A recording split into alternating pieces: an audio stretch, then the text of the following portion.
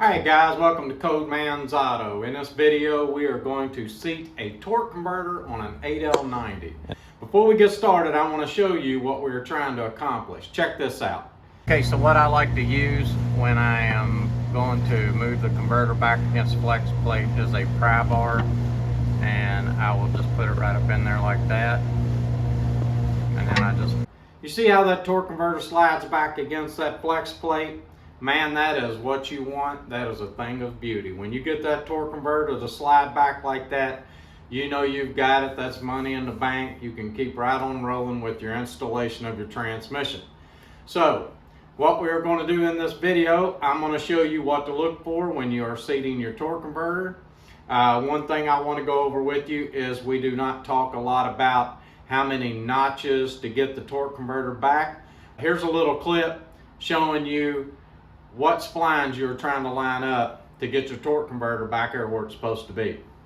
First off, you have an input shaft, you have your pump stator, and you have a pump gear inside of your pump.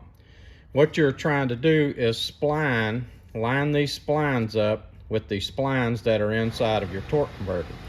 So when you put your converter up against the transmission and you start to turn it, you will start lining these splines up and your torque converter will slowly start going back into your transmission.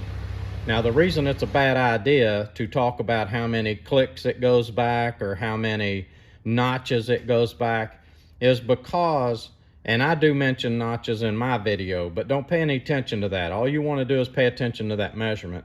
If you slide the torque converter up on there, and this happens to us a lot, and it goes into one of these splines just as soon as you slide it up on there, then you're fighting trying to get it back 3 notches and you already got 1 notch taken care of. So you don't want to get into that clicks and notches too much. A measurement that tells you this is all the way back, it can't go back any further than this, and if it's not this far back, then I need to go further. Watch this video, let us help you seat that torque converter back. This is the only video that you're going to need. So let's get started on this video.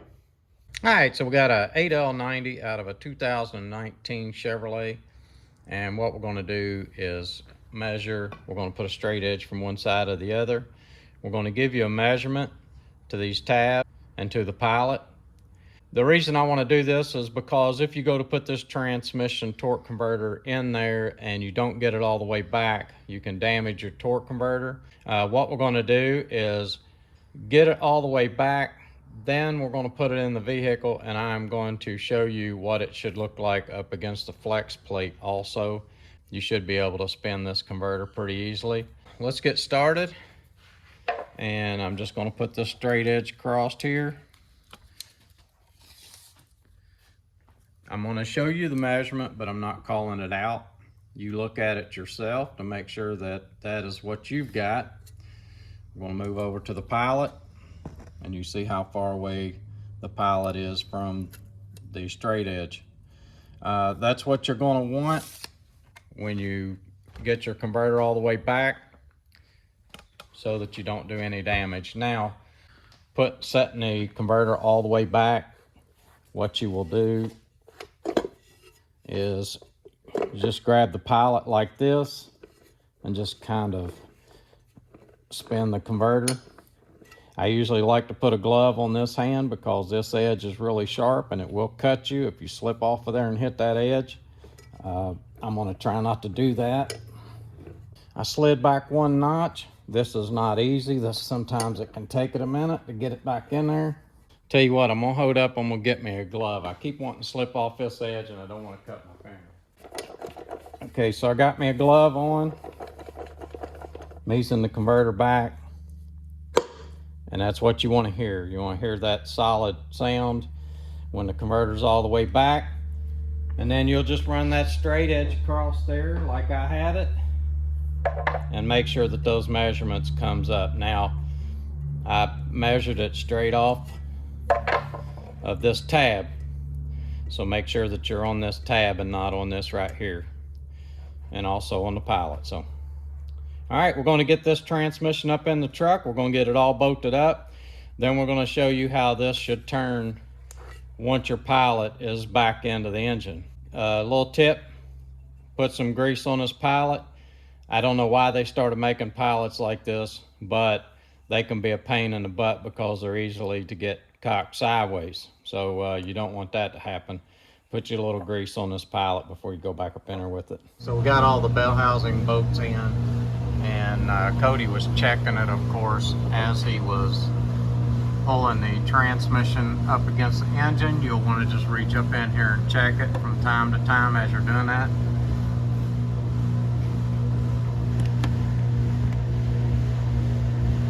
Okay, so you see the flex plate, and you see how freely that I am turning the torque converter. That's what you want. When you get that converter in there, that's how you'll want it to be able to turn. And I'm going to show you, if I can here, got a screwdriver. What I want to show you is how we get that converter back against the flex plate. A lot of people will want to put the bolts in the flex plate and just pull the converter into it. Okay, so what I like to use when I am going to move the converter back against the flex plate is a pry bar, and I will just put it right up in there like that, and then I just push it. Okay, so it's all the way back. We are going to finish putting this transmission in. I hope this video helped you. This is Code Man's Auto. Please subscribe.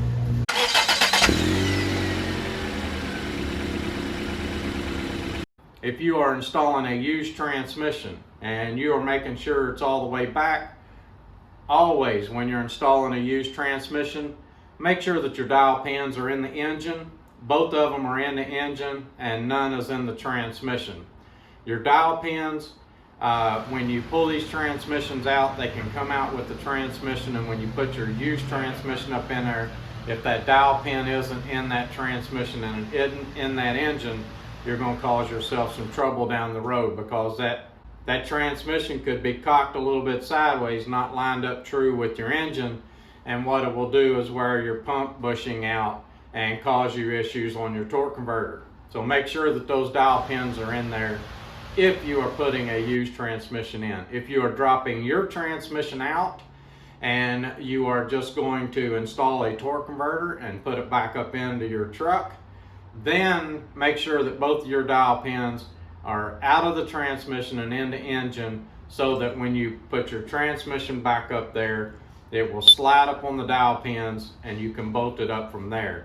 You don't want those dial pins in your transmission and try to line your transmission up with your engine. That's a lot harder. It can cause you some issues, binding issues and things like that. Make sure the dial pins are in the engine.